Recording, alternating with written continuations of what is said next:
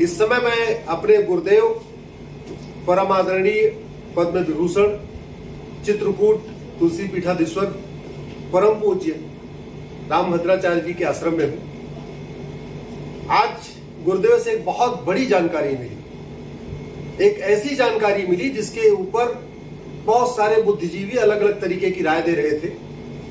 आज मैं हरिद्वार में हूं और एक कार्यक्रम था यहाँ पे परशुराम जी के ऊपर कि परशुराम जी का जन्म स्थल क्या है। उस पे परम पूज्य गुरुदेव ने शास्त्रों को कोट करते हुए आज भगवान परशुराम के जन्म स्थान के बारे में जानकारी दी है। मैं परम गुरुदेव से निवेदन करूंगा कि गुरुदेव, चूंकि अभी हम जो बात कहें, आप जो कुछ कहेंगे इसको हम रिकॉर्ड कर रहे हैं और इसको बहुत सारे चैनल्स पे डाला जाएगा, सोशल मीडिया में डाला जाएगा, यूट्यूब फेसबुक पे डाला जाएगा। मेरा आपसे आग्रह है कि आप इस पे एक विस्तृत जो कुछ अभी आपने कहा था उस कार्यक्रम में एक बार पुनः कहें आप। मैं पद्म विभूषण जगत गुरु रामानंदाचार्य स्वामी रामभद्राचार्य आप सबको बहुत बहुत वर्धापन ज्ञापित करता हूं। परशुराम जी के जन्मस्थल के संबंध में अपने मिथ्या वैदृश्य के अहंकार का प्रदर्शन करते हुए भिन्न भिन्न लोग कह रहे हैं।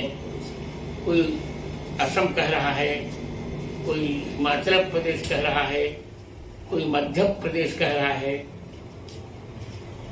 पर मैं बहुत स्पष्ट कह रहा हूं कि परशुराम जी का जन्म जो आज उत्तर प्रदेश में जो आज का गाजीपुर जिला है वहीं पर हुआ था। वह गाजीपुर पहले गाजीपुर था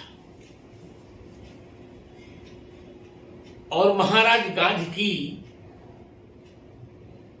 जो बेटी सत्यवती थी उन्हीं के पुत्र थे परशुराम जी के पिता जमदग्नि जी। जमदग्नि का क्षेत्र था जौनपुर, जिसे पहले जमदग्निपुर कहते थे। ओहो, आपका जन्म स्थान वही है गुरुदेव? और सौभाग्य मेरा भी है। जी जी जी। जमदग्निपुर में वो रहते थे जी। चूंकि महाराजा गांधी के वो नाती थे, अर्थात बेटी के बेटे थे जी। इसे गंगा तट पर भी एक कुटी उन्होंने बना रखी थी। जहां उनकी कुटी बनी थी उसका नाम था जमदग्नीय, आज वो है जमनिया। जमनिया के पास ही गंगा जी का तट है जहां पर परशुराम जी का जन्म हुआ था जी। इसका स्पष्ट और प्रबल प्रमाण यह है कि जमदग्नि की पत्नी का नाम था रेणुका जी। और वो अपनी कुटी से गंगा जी में जल लेने के लिए स्वयं जाया करती थी। जब परशुराम जी ने रेणुका जी का सिर काटा था उस समय का भागवत का वचन है, कदाचित रेणुका याता गंगायाम पद्ममालिनम गंधर्वराजम क्रीडंतम अप्सरोभिरपश्यत। अर्थात किसी समय गंगा जी में खेलते हुए चित्ररथ गंधर्व को रेणुका जी ने देखा था। उदकार्थम गता नदीम, वो जल के लिए ही गंगा जी के पास आई थी। यहां इससे स्पष्ट हो जाता है, यदि कोई कहे कि असम में जन्म हुआ था तो क्या असम से वो गंगा जी का जल लेने आएंगी? हाँ जी जी जी। या हिमाचल प्रदेश के तपता पानी स्थान से जल लेने आएंगी? जी। जब शास्त्र कह रहा गंगायाम रेणुका याता, गंगा जी के तट पर रेणुका जी आई,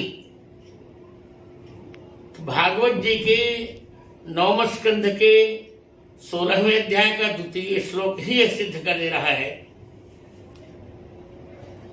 कि परशुराम जी का जन्म गंगा जी के तट पर हुआ था। जी। और सबसे बड़ा रोचक प्रकरण यह है, चूंकि रेणुका जी की ससुराल जो थी वो जमदग्निपुरम में थी, जिसे आजकल जौनपुर कह रहे हैं। जी। वहां गोमती के तट पर एक गांव है जमैथा। जी। अर्थात जिसको जमदग्निस्थ कहते थे पहले, उसको जमैथा कहने लगे। अच्छा। वो गोमती के तट है। जी। तो परशुराम जी ने गंगा के तट पर सिर काटा था रेणुका जी का, और उसको वहां उन्होंने जमदग्निपुरम में जमदग्नि के पास फेंक दिया कि लीजिए मैंने इनका सिर काट दिया। आज भी आप जमैथा में जाएंगे तो वहां एक मंदिर है जी। जहां देवी जी के सिर की ही पूजा होती है। जी। उसी सिर की जिसको परशुराम जी ने काटा था, फरसे से काटा था। इसलिए ये सारे प्रमाण ये बता रहे हैं कि परशुराम जी का जन्म गाजीपुर में हुआ था, जिसे आजकल गाजीपुर कहते हैं। और वहीं पर जमदग्नि की कुटी थी। प्राय के ऋषिगण गंगा को बहुत स्नेह करते हैं, वहीं स्नान करते थे। जी। और उसी कुटी से गंगा जी का जल लेने के लिए रेणुका जी आई थी। वहां चित्र से गंधर्व को खेलते देखा, किंचित चित्र स्पृहा। जी। तो उनका मन चित्र के प्रति थोड़ा मोहित हो गया था। तब जमदग्नि ने अपने सभी बेटों से कहा कि अपनी मां का सिर काट दो, तो किसी ने नहीं काटा। छोटे पुत्र जो परशुराम जी थे, इनसे कहा कि बेटे अपनी मां का भी सिर काट दो और अपने भाइयों का भी सिर काट दो। जी। तो परशुराम जी ने वही किया, मां का भी सिर काटा और अपने भाइयों का भी।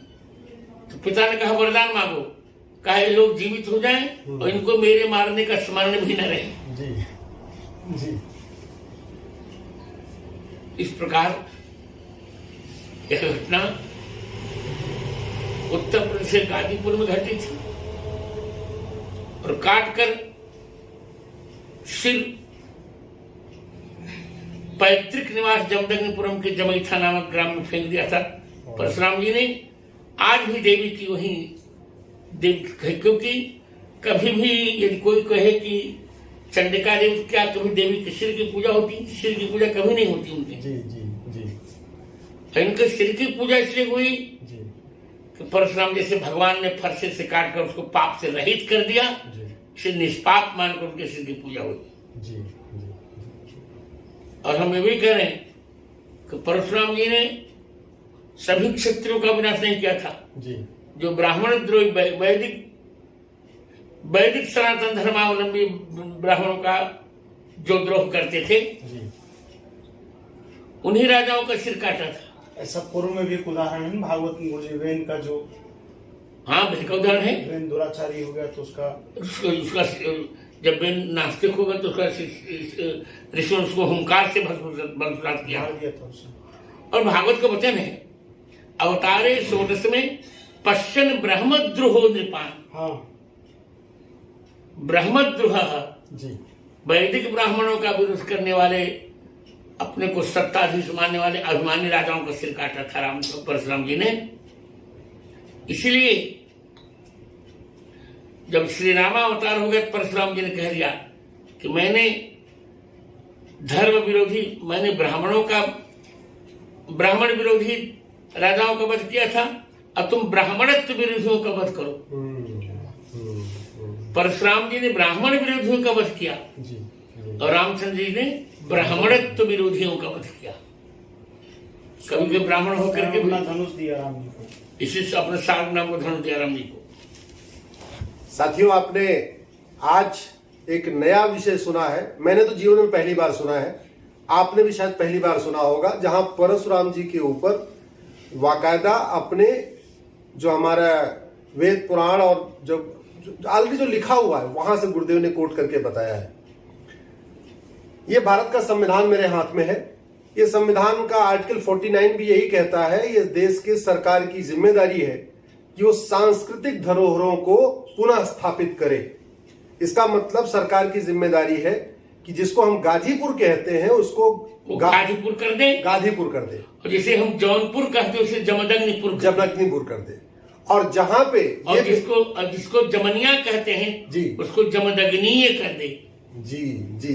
तो आपने और जिसको जमैथा कहते, जहां रेणुका का सिर बना था जी, उसको जमदग्निस्थ कर दे। आपने गुरुदेव के मुंह से सुना, मैं तो आज धन्य हो गया गुरुदेव के मुंह से। लेकिन अब इस विषय को आगे बढ़ाना हमारा और आपका कर्तव्य है। मैं कोर्ट के जरिए जो कुछ कर सकता हूं करूंगा, सरकार से जहां बात कर सकता हूं वो करूंगा। लेकिन अब समय आ गया है कि एक बार पुनः भगवान परशुराम, जो भगवान विष्णु के अवतार हैं, भगवान राम से पहले भगवान परशुराम हैं, और बिना भगवान परशुराम के आदर्शों पे चले हुए धर्म की रक्षा असंभव है। जैसे धर्म की जय हो मतलब भगवान राम, अधर्म का नाश हो इसका मतलब भगवान परशुराम। तो अब इस एक नई शुरुआत आज गुरुदेव ने दिया है, एक नया हमें आज आदेश दिया है कि इस विषय पर हम लोग आगे बढ़ें। इस वीडियो को जितना अधिक से अधिक हो सके उसको शेयर करिए, फेसबुक पे, ट्विटर पे, टेलीग्राम पे, व्हाट्सएप पे, यूट्यूब पे, जहां जितना ज्यादा संभव हो एक जन जागरण किया जाए। क्योंकि इस देश में लोकतंत्र है, लोकतंत्र में डिमांड सप्लाई होती है। जब किसी चीज की डिमांड होती तभी सरकार उसको सप्लाई करती है। जब इस विषय पे पूरे देश में एक मत से स्वर उतरेगा कि जौनपुर नहीं जमदग्निपुर इसका नाम किया जाए, गाजीपुर नहीं गाजीपुरम किया जाए, और गुरुदेव ने जो 2 स्थान और बताया है, जमनिया और जमैथा, जमनिया और जमैथा, उसका भी पुनः नामकरण हो। और जो भगवान परशुराम का जन्म स्थान है, जो उनकी कर्म भूमि है, जो उनकी जन्मभूमि है, जो उनकी युद्ध भूमि है, उन स्थानों को पुनः सांस्कृतिक रूप से उसको विकसित किया जाए। क्योंकि ये वेद पुराण तो कहता ही है, ये भारत का संविधान भी कहता है, आर्टिकल 49, ये सरकार की ड्यूटी है। आज गुरुदेव आपने हमें बहुत परम ज्ञान दिया और अब हम इस लड़ाई को आज से शुरू कर रहे हैं आपके आशीर्वाद से। विजयी भव। गुरुदेव का आशीर्वाद मिल गया है, अब हम सब लोग मिलकर लड़ेंगे। जय श्री राम, जय परशुराम।